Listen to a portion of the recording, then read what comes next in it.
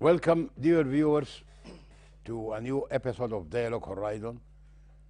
In this episode, as we promised last week, that we will continue, we'll keep discussing the economic situation, because this is the most important thing now happening in Sudan, because people are very much worried and in hardship of trying to meet ends meet due to the economic situation. But the government finally took a very courageous decision and important decision of coping with the recipe of the IMF and the World Bank regarding the currency value. It's not exactly floating the currency value, but they're on their way to the floating of the currency value, but they put a realistic figure for the pound rate, plus the start of lifting subsidies, which it will be the core of our discussion in this episode. Okay, I'm glad to host with me in this episode two of our young economists who worked different parts of in England. In first we have Ahmed Hassan Mun'im Mansour. He is an economist and in development expert. Also, we already hosted our brilliant young doctor, Dr. Hussam Hassan Ismail. He is an economist, not only what is it? Econometrician. Econometrician, econometrics, which is a very specialized area in the economics, which deals mainly with productivity, and it's very important. Anyhow, we will try to cover in this episode as much as we can. Okay, we'll start by Dr. Hussam. Dr. Hussam, as we know that now almost 4 weeks passed since the decision of not floating but readjusting the pound value to a realistic value, almost, which almost coinciding with the black market rate. Now things are stable. The gap between the two values, black market or the parallel market, and is narrowing, and almost the black market is disappearing. But this had an effect on the prices of the commodities. Definitely, the prices of the commodities will skyrocketed to a level which is very annoying, alarming to many people. What can you tell us about how to go about this? To go with the recipe of the financial institutions, which you as economists, you all believe that subsidy is a distortion to the economics, and not a value far below the realistic value is very harmful and detrimental to the economy. What can you tell us about this conflict? Okay, it's expected before taking this decision of it's not liberalization, neither floating the currency. It's some sort of devaluation and a managed float system to make the real value of the pound, Sudanese pound, approaches the sought value in front of the American dollar.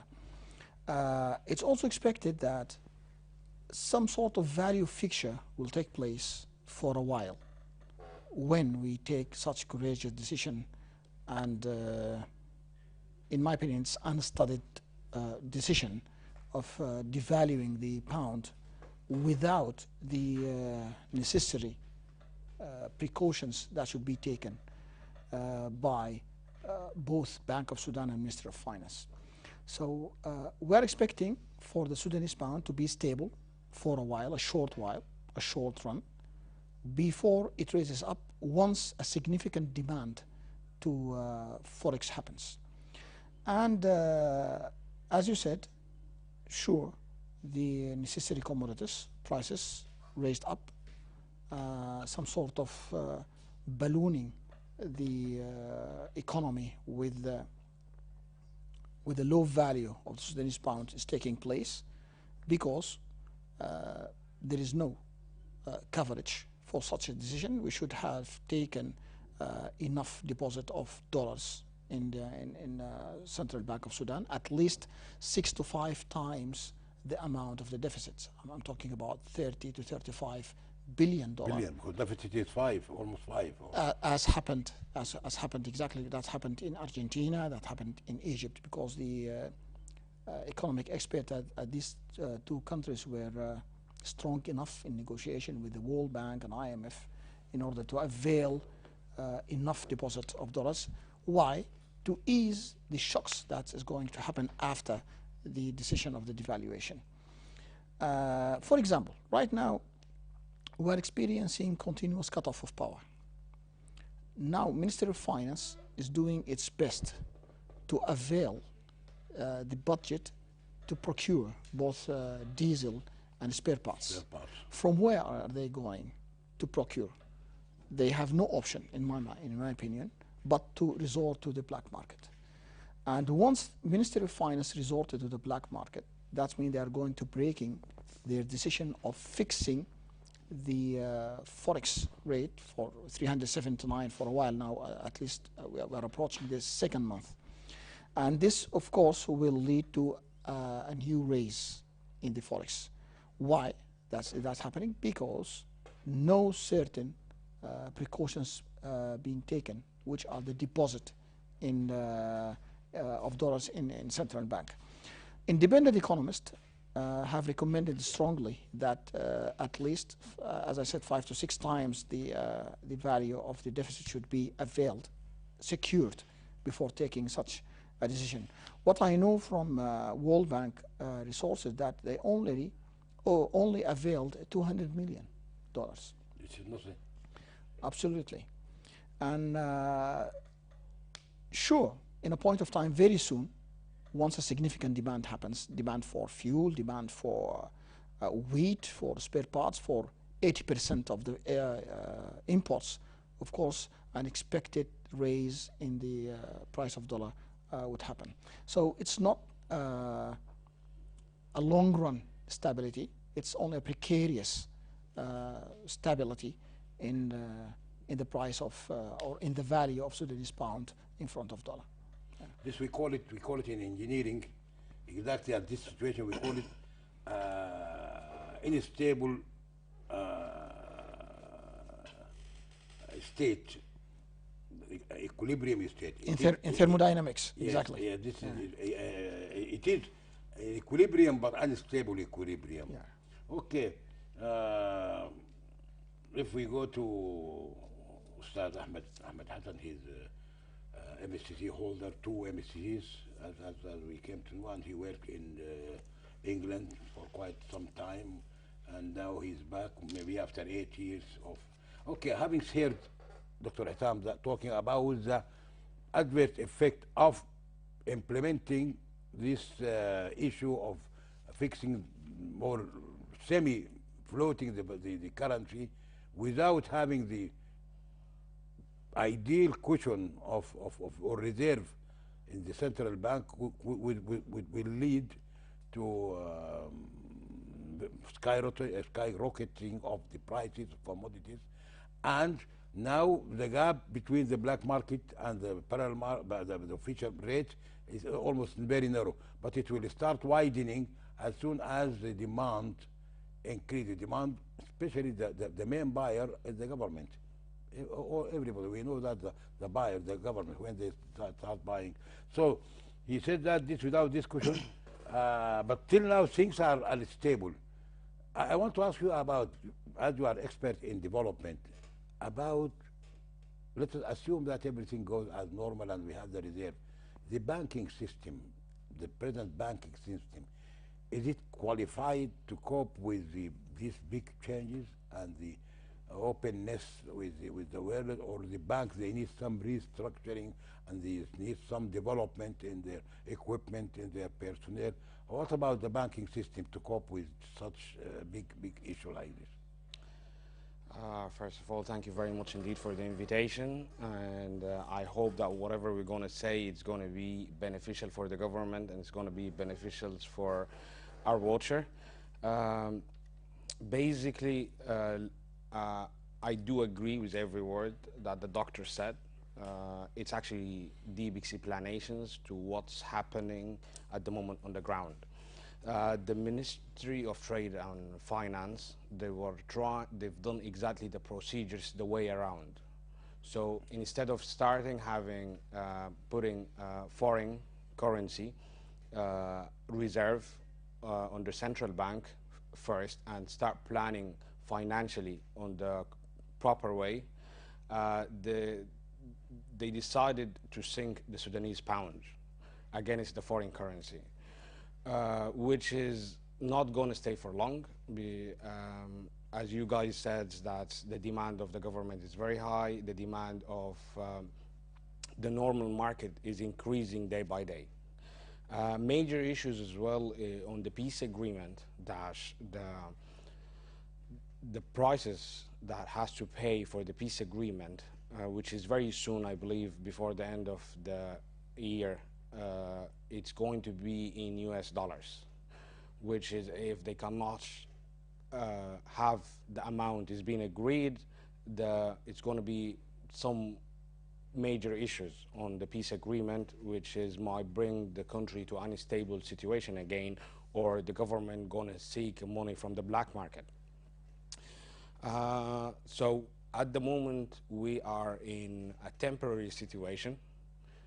This temporary situations, there's no significant signs that the situation is going to be reinforced by foreign currency or hard currency from where. We all hear in news about a million from there, a billion from a group of investors, but there is no proof and evidence that this money is being launched to the Central Bank of Sudan. So back to your question. The banking system. Yes. Okay, but just let me remind the viewers that the price, the cost of the, according to the peace agreement, is that the government should avail annually $750 million for 10 years. That is $7.5 billion. So you are right. The government is almost about $1 billion has to be available for meeting the peace agreement. requirements. I agree with you. Okay, you Yes. can go back to the So this banking. this is just before going to the bank. It's gonna, it's a red flag that security inside the city, which is we have all of the many armies, as the United Nations mentioned just a few days ago, that can bring the city to a serious war, and a serious conflict might happen on the capital of Sudan. So whatever who done that agreement, he should know that statistically what's the budget of the country income from the US dollars or any hard currency, before of bringing many lives in danger, before of bringing instability to the country, because a failure of agreement might happen. Back to the banking system, okay, a recent research is being done in 2019, 2020 by the University of Sunderland London campus. It's being done here in Sudan, talking about what international business might face when it comes to Sudan. And in this research, they've come to a few points. One of these points, that untrained employees and unqualified laborers defect and make a default in the international companies' systems when they want to come and merge in the Sudanese market. So in referring to the questions is, some of our employees in the banks in Sudan, they're okay, but because of the sanctions, because of the sanction does not allow much of international banking certificates to be existing in Sudan, they definitely have a lack of training, lack of knowledge, which will delay the national banks to link with the international banking system.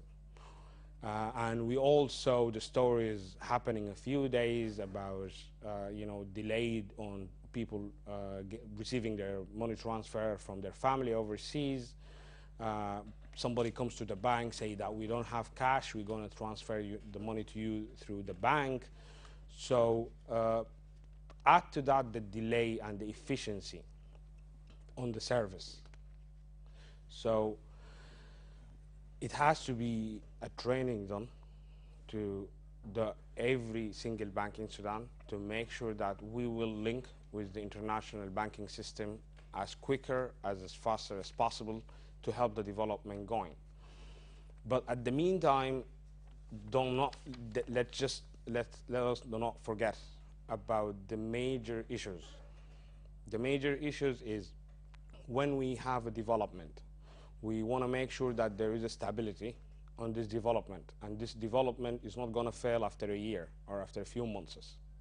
So there is a huge bridge between the government and between the normal civilians in the ground and between the private institutions. So this gap and this bridge has to be linked so we cannot face a major collapse in the country. Okay, that's very, very, very good.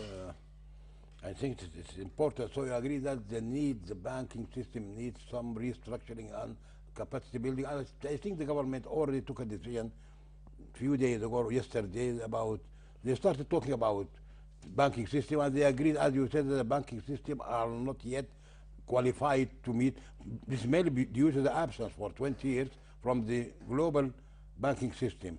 So it's normal that the things have changed in the world, and the banking system of Sudan, it was locally, it was internal, no transaction to the world. So now they need some reform. And if you don't mind, they need a training.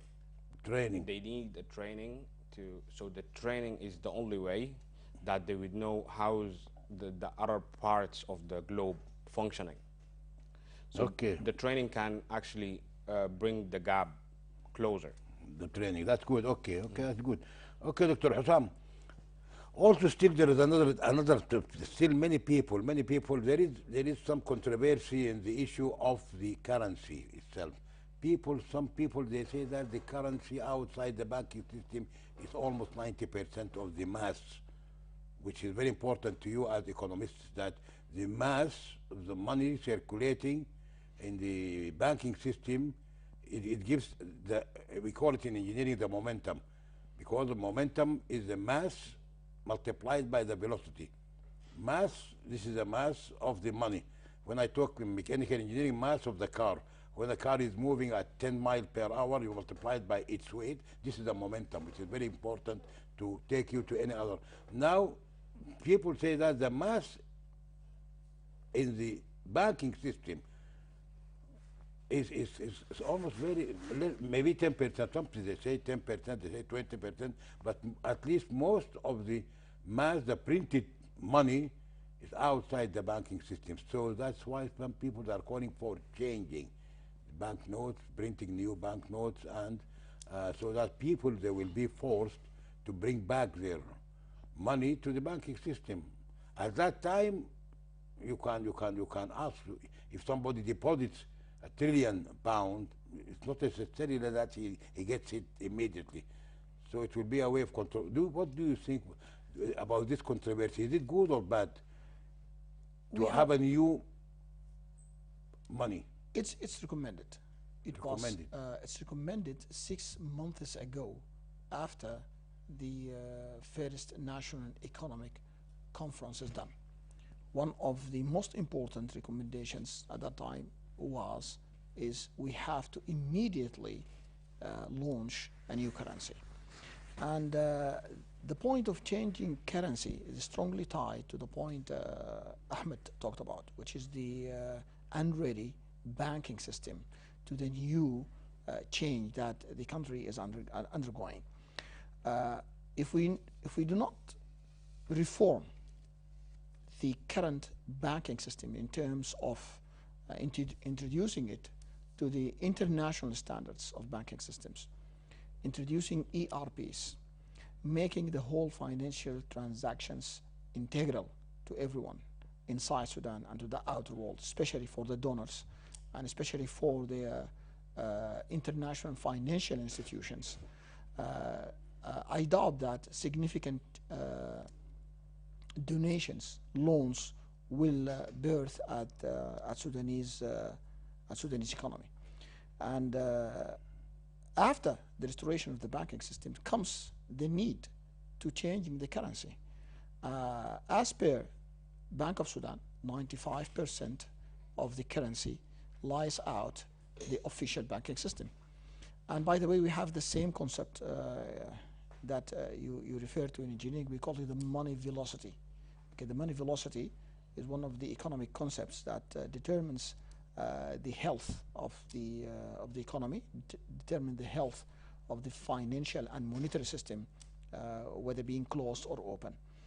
And security apparatus reported more than one times that neighboring countries have been producing forged currency, okay, the 500 and the 100 banknotes, and that led to increasing the inflation, that led to leakage of significant agriculture and livestock to these neighboring countries.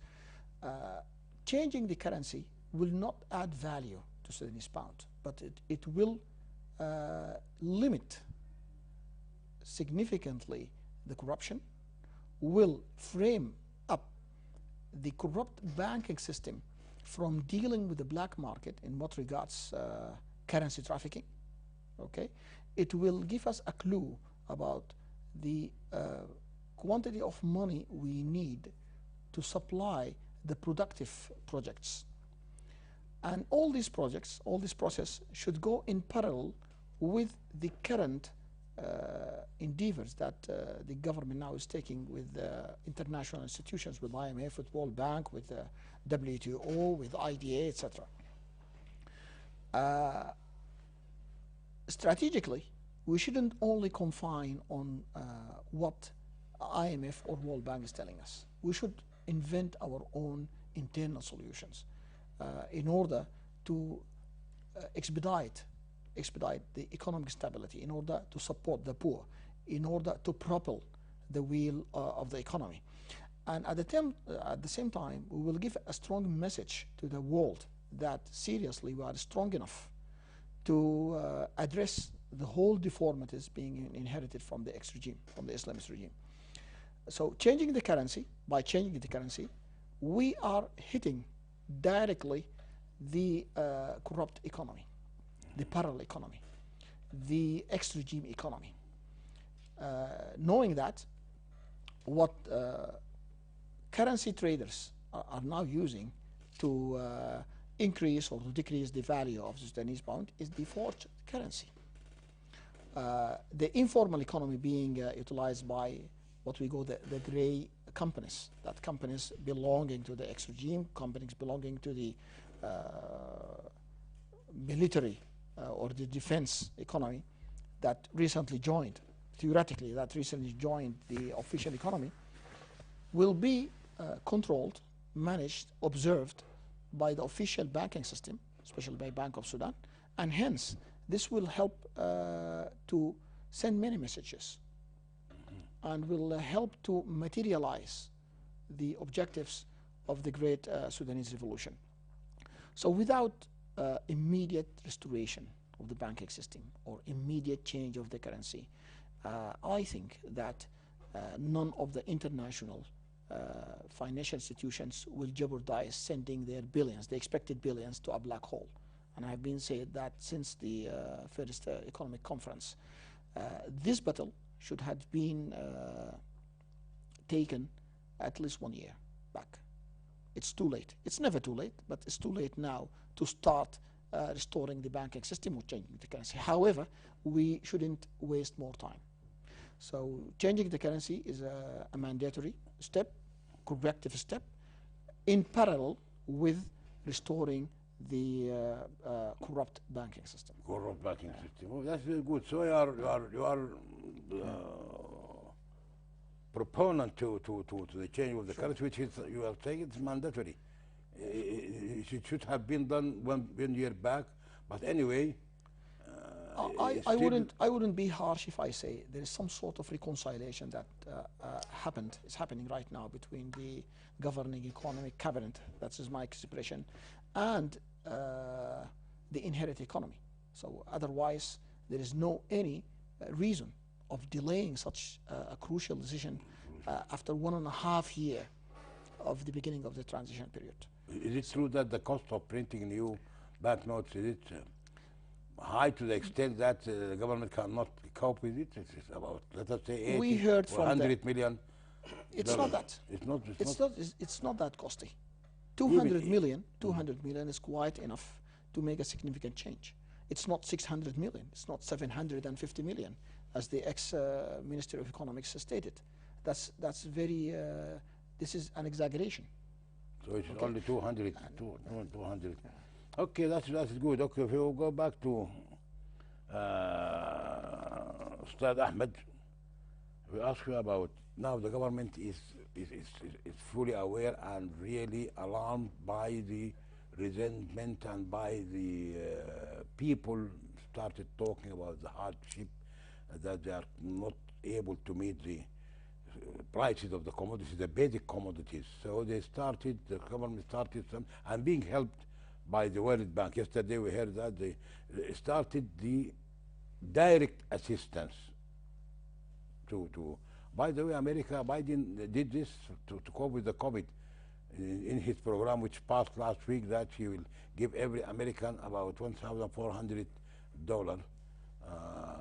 for all Americans to help them. And he raised, I think he raised the labor to 15 pounds per hour. Anyhow, the direct assistance is available, even in America it is there.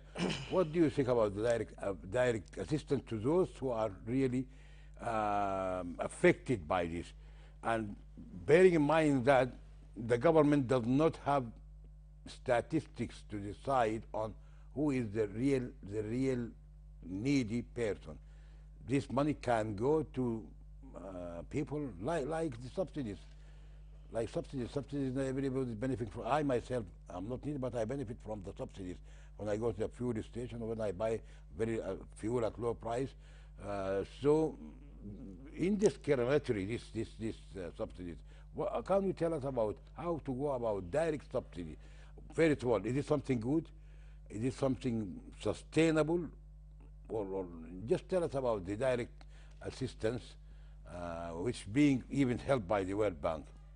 Okay, first of all, that's a major issue we have to address, okay?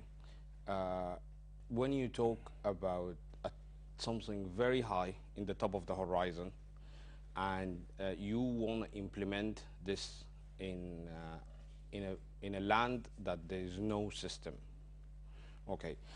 I think that there is no managerial or a management system, an efficient system, this system should have a data, should have accuracy, should have observation to find out how's the country doing, where is the leak, how we're gonna fix this, where we're doing good, where we're doing bad.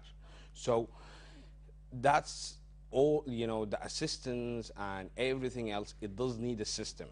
So our civilian systems in the government system, it's actually collapsed. It's a very old system. It's not been innovated since a very long time. So to be practically speaking, the government need to build up a very clear system. That system they can enter the data of the people of Sudan. They can enter the true expenditure for the government and for the whole of the country. Third things, through this system, we would be able to know where is the leak, where is the need, and where is the demand. For example, we could apply a new currency, okay? But if we apply a new currency without having a well-structured management system, the same thing's going to happen again. We're going to have a corrupted black market. We're going to have a corrupted government system, we're going to have a corruptions on the bank system. So we need to apply a system that the country can be managed through this system. Of course, the Sudan, like, you know, the income of the average worker here, it's averagely $9 to $10 per day, approximately, okay? Yeah. That's not enough for him for food, transport, the basic hierarchical needs of living. So we cannot apply the supplement, the government supplement, which is coming from the international bank, unless we have enough official data that has the income of this person and the income of that person. The supplement, if it's gonna supply to a random people, will not have a direct effect of bringing these people from the poor line to an average line. Yeah. So if the government has a strategic plan, they should necessarily apply a criteria and a system to find out which demographic location that has more people in need. Is it better I give the money to the people, or is it better that I split this money? Some it goes to the people, some goes to the infrastructures. We don't have an infrastructure, sir. We are hearing a news about as we are not the country of Sudan. We are a country, we are a grown-up country. We're a country in Africa. We're a country that has been dealing in a war for a very, very long time. So we have to address our needs, they are. Not to exaggerate, are we dealing as we are one of the countries that's coming from the first world. We have to help our people by what they do need, not by what the international banks seeking us to do for these people. Because in every business, if you want to go and do a business in China, you have to understand the Chinese culture before doing and spending any penny there. So government, they have to understand the culture of the people of the Sudan, their needs and demands, their day-to-day needs, okay? But there is a difference between strategic planning and strategic management. Strategic planning is basically how we will do things. But strategic management is how we can make the plans on papers to be existing on the ground. And I think this is our problems at the moment, is implementation on ground is not done by the right way. Okay, that's very interesting. Can you add something to it? Yes, I totally agree with Ahmed, adding up some points that we are afraid that the $5 World Bank or Thamarat program is going to provide the citizen will replicate what the 586% salary increase of the Minister al-Badawi. And despite that, this provision will be helpful for a while and may make some citizens happy, but this on the short run will increase inflation, because if you supply a family with $25 or $25 per month, that's $5 per citizen, $125 multiplied by 5 members, which is the average household of Sudanese people, that's $125 per month. You are adding up to the aggregate demand, and this will mean increasing the purchase power of the Sudanese citizens of at least 36 million citizens. And this aggregate demand is not being opposed by aggregate supply. And certainly this will raise up the equilibrium prices and will add up to inflation. Exactly what happened last year when Dr. al-Badawi increased the salaries. Having said that, we all know that these are the terms of SAP, the Structural Adjustment Program, and these are the terms of SMP, the Staff Monitor Program. Our part here, as Ahmed said, is to emphasize the role of the internal solution.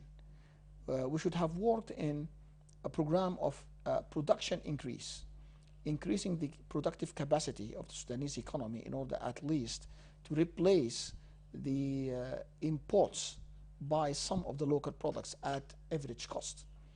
When we avail supply means production, means commodities, services in the market, to the increasing demand that is going to happen by Thamarat, we are not adding up fuel to inflation. And this will help stabilizing the economy for a while until the promised loans arrive. Otherwise, this increase of the $5 or the $9 to $10, as Ahmed said, will not be a positive step in the wars of stabilizing the inflation as 2021 budget is trying to do. Regarding the effect of these subsidies on the prices, of course, everyone in the market now is waiting for 36 million citizen, if technically ready, if the technical readiness is granted to have money, then certainly simply we will go to the market to procure more services and commodities. And expectedly, every merchant, business owner, production facility owner will increase the prices in order to compensate his losses resulting from the devaluation of currency that took place in the previous period. Okay, I'm sorry, just go ahead. A major point that the doctor reminded me is few years ago that the statistic reports from the port of Sudan that the country is importing $9.2 billion every year. Okay, and it's actually what's being manufactured in the country. It's between 19 to 20%. So the fact is the old government was supporting the investor not to manufacture locally. They were supporting them for trade investment. So the central bank, the Ministry of Trade and Finance, the Ministry of Manufacturing, they all supporting trading instead of manufacturing. So some laws, agreements, the government has to support investors instead of trading to manufacture items in the country, because we cannot go out of the poverty line unless we can consume from what we can make. We can give jobs to people who does not have jobs, to increase the local income by exporting our local manufactured items, only by the government processing and enhancing local investors and international investment to invest in the manufacturing. Yes, okay, that was actually my question, maybe to both of you, about the investment itself. Now you both agreed that the only way out, the sustainable and the proper way, is to use the natural resources and to add value to it by manufacturing or by processing or by whatever. That is the only way. Yes. And Dr. Hamdouk also, he emphasized this. He started talking about easing the procedures and the transaction for investors and adopting the one window policies of dealing with an investor. It doesn't have to go all the way around 5, 6, 7, 10. Can you tell us about this investment procedure? Both of you tell me about the investment, how to encourage investors to come, bearing in mind that the infrastructure is poor, democracy, now there are people going for strikes. So the atmosphere, the environment is not conducive to involve foreign investors. Can you tell us about this? This is a very important issue. After your permission and the doctor permission, there is a very basic things. Every item comes to the country, it comes by something called bill of lading. Bill of lading, yeah. Okay, or bill of loading. This is what it shows what's the item, where it comes from, which factory has made this. Yes. Okay, so the government should, if they don't have statistics about what is the maximum use of a product in the country, if we look at the bill of lading, we will find out what's the highest consumed items in Sudan. If we picked 7 out of these items, okay, just it depends from high to low, and we support these 7 items to be manufactured in the country, we will reduce our use and need from the foreign currency of importing these items by supporting local investors through the banks to give these investors loans to build a factory and to manufacture these 7 items in the country. By that can happen only if the Minister of Trade and Finance and the Minister of Manufacturing giving a direct order through an agreement between the Central Bank of Sudan to tell the national banks to support investors through loans to build up these factories, and this is not very hard process. So instead of the bank supporting the investors to do trading and importations, to divide that to support local manufacturing by the 7 highest items on demand. Okay, okay, that's good, Dr. Atam. Totally agree. We are in urgent need to direct foreign investments. Okay. Direct foreign investments means injection of billions of dollars to propel the economy, to invest in agriculture, manufacturing, infrastructure, telecommunication, health, etc. Yeah. But the conditions surrounding welcoming these DFIs is the point of discussion. The approach the government now is taking is to follow the recipe of World Bank and IMF. Procedurally and sequentially, okay, the government already lifted some subsidies of the fuel, devalued the currency, working on liberalizing or floating the custom dollar, and industriously the government is doing its best to comply with all the terms. What would happen if this journey takes longer than expected? What are the scenarios that we should follow, or the strategies that we should follow in order to make this journey short? The answer is we should alter, or we should avail or seek more than one source of funding to these projects. International reports of World Bank, of IMF, kept signaling that India and China are the fastest growing economies in the world. And before the economic conference is held, as independent economists, we pushed suggestively to make some deals with these countries, or with every part of the world at that time who's not afraid of the terrorism list, to come and invest in Sudan. Certainly, some regulations should be activated. Investment regulations are there since the ex-regime. There are many regulations supporting foreign investment, but they are not well implemented and not well cared of. That's the external solution. We should diversify our sources, our international sources of encouraging DFI, direct fund investments, not to rely only on IMF, World Bank, Troika, United States, Europe. We should diversify these sources. And this diversification certainly will increase our negotiation power. Confining our hopes only on one side of the world is strategically risky. The internal solutions, I totally agree with Ahmed. Already we tackled this point. We should encourage local investments. That wouldn't happen unless we restore the corrupt banking system. That wouldn't happen unless we change the currency.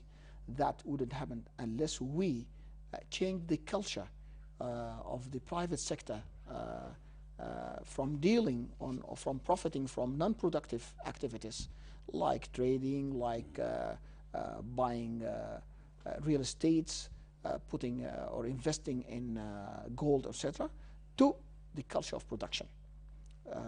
So some regulations should be new regulations. And by regulations, I mean strong regulations, immediate, abrupt, and strong. But I'm so afraid about the direction of the, or some worried, a little bit worried about the direction of the government, that they are obeying or so submissive to the IMF and World Bank in what regards delimiting the role of the state in managing the economy. By delimiting the role of the state, we all know that, observing that both Minister of Finance, Minister of Investment, Bank of Sudan, the Union of Commercial Banks, are up to this moment are so far or are not serious enough to engage in productive activities, and leaving this to small producers, to small farmers who are really in need, in deep need to finance very productive and remunerative projects, especially in agriculture, mining, fishes farming, cattle breeding, etc. So if we succeeded in supporting these quick turn projects, and I think we will make some significant contribution to GNP in the short run, and we will automatically absorb the inflationary effect that Thamarat is going to produce on the short run. Okay, that's very good. Okay, I want to ask you something very important. Maybe the viewers are still a little bit unaware of, they don't know exactly. Last week, the United Capital Bank celebrated the issuance of the first Visa card. It was presented to the Prime Minister, Dr. Hamdouk, and it was, but many people are asking about this Visa card. What is the Visa card? What is the significance? What is the importance? And why it was not implemented before that? Many questions. Let us give us first about what is the use of the Visa card and what is its effect on the current reform on the economy of the country. This is for both of you. It's good. Very important. Many people are totally ignorant about the Visa card and the credit cards in general. Okay, so basically, every bank in the globe, in the world, need insurance. The big insurance company for the banks are from the United States mainly, or the United States has a massive control on them. So because of the sanctions, we as a country were not able to use credit cards or Visa cards. So Visa card and credit cards and MasterCards are companies purchase a system, and a card will allow everyone holding them to use this card in every country in the world. So if you want to, for example, we are in Sudan, we want to buy something from the United States, instead of go to the bank and do a manual transfer to the money, we just enter this card details, and we make the purchase order and the delivery order to the country that we are based on. So it's a card will allow us to buy anything from any country around the globe through using this card. We were not able to use these cards because of the American sanctions, and the American sanctions control and observe that has to be prohibited from Sudan through the American International Insurance Company, which is insured the bank, and will not insure the bank unless every international banks and the Visa card and the MasterCard companies that follow the procedures of the sanctions. Otherwise, these companies, they will not have the insurance. Yeah.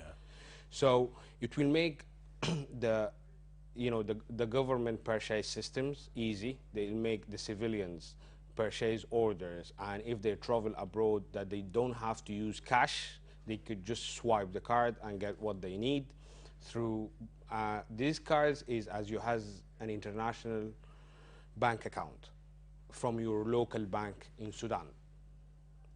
You only just feed your account with the amount of the cash that you need to use, and you use it through this card.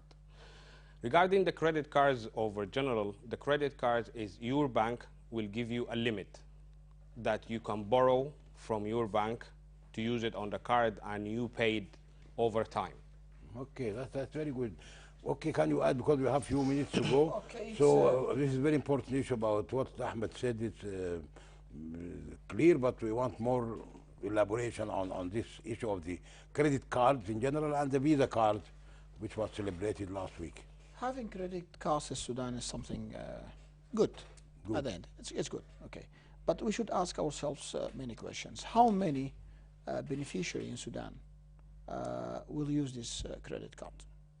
We have right now 43 million Sudanese inhabitant, citizen. 90% of them lies under poverty line. 28% of Sudanese population lives in Khartoum. That's almost 13 million. Out of these 13 million, how many of them can avail dollars to feed their accounts to use the credit cards? What are the what's the contribution of using credit card, increasing the productivity, reducing unemployment,